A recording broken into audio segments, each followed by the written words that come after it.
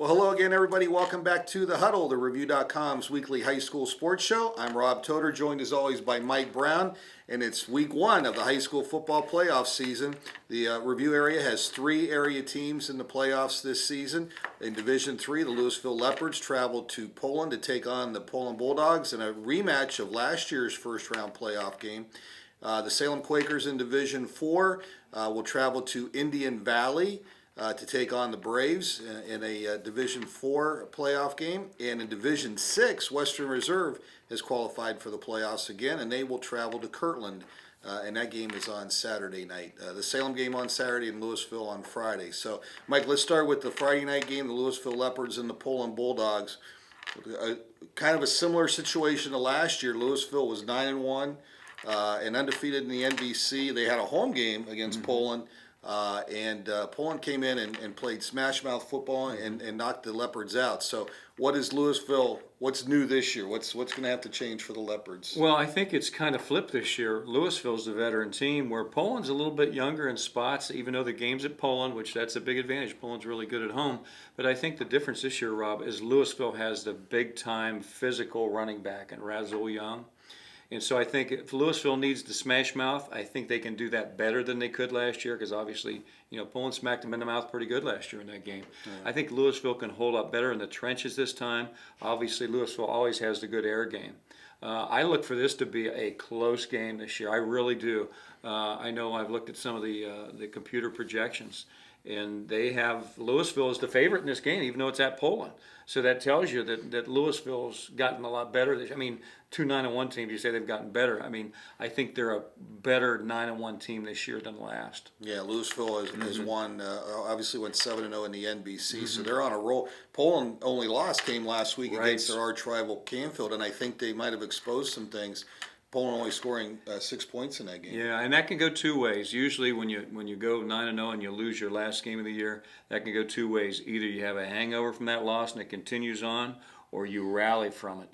So we'll see which Poland team shows up on Friday night. I know you're a big fan of the saying, "You're never the same team twice." So I'm sure for the Bulldogs, I'm certainly sure they're hoping they're not the same team 2 weeks in a row. That's right, absolutely. Well, Division IV, Salem back in the playoffs after a few years of not making it. Ron Johnson has done a great job with the Quakers, and they are a veteran football team. With Cooper Bezzaretti at running back, Matt Weingart, the quarterback, I think they have a nice balance between the run and the pass, and probably played a little better schedule, even though they're 9-1 and Indian Valley's 9-1. Maybe a little bit better, tougher schedule for Salem and the NBC than what Indian Valley faced. I agree with that, Robert. And when I looked at computer projections, Cal Preps and also Drew Pastor, they have Indian Valley as a 7-point favorite in that game, which kind of surprised me. But I agree with you. I think Salem has played a better schedule. I think they withstood a big challenge last week in West Branch, coming off a big rivalry game. West Branch, everything was on the line. The playoffs were on the line for both teams, and they managed to get the job done. And they did it in a different fashion, too, because Salem's been doing it with a great running game this year. West Branch stopped their running game last week. And what Salem did is they went to Weingart and they started throwing the ball to their big receiver and also Bezzaretti out of the backfield. And it worked. And that's how they won that game, came back from a 14-0 deficit. Yeah. So it's going to help them, I think. Yeah, I like Bezzaretti as a running back, but I like him also catching passes. It's almost like a long handoff, and you get him in space, and he can make people miss. I think Weingart, too, had one of his best games, and he's been a 3-year starter for Salem. I think he had one of his best games at quarterback last week for Salem. Okay, Western Reserve, champions of their division in the Inter Tri-County League, have a tough assignment because the Kirtland program is just rolling along for a number of years now. A lot of fans are familiar with their program and the success they've had in the state championships. So, how does Western Reserve handle that? Because they're going to go into a situation with a program that plays with a lot of confidence. Yeah, well, I think, Western Reserve has made progress all through the season. Early in the season, they had those 2 losses. We were wondering if they would make the playoffs. Well, Andy Hake, as only Andy Hake can do, has brought that team around where I think they're playing some pretty good football.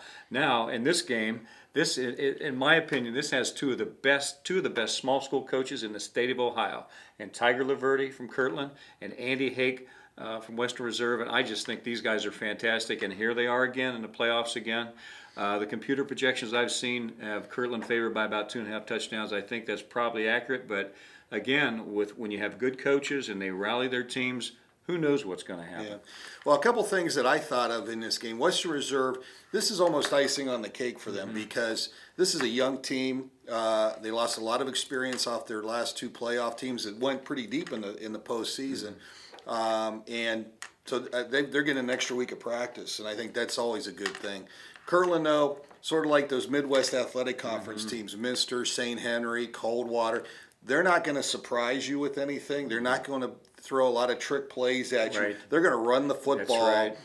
but they execute so well. They're so efficient. So efficient in running the football that you look up and they've gained 350 yards rushing and the game's out of hand. Right, and you know what? They've gone to playoffs. And so is Western Reserve, but at a different level. People forget Western Reserve was in Division 7 last year.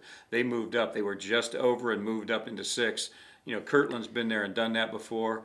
And, I'll be anxious to see how this plays out. But, like I said, the computer projection said 2.5 touchdown favorite for Kirtland.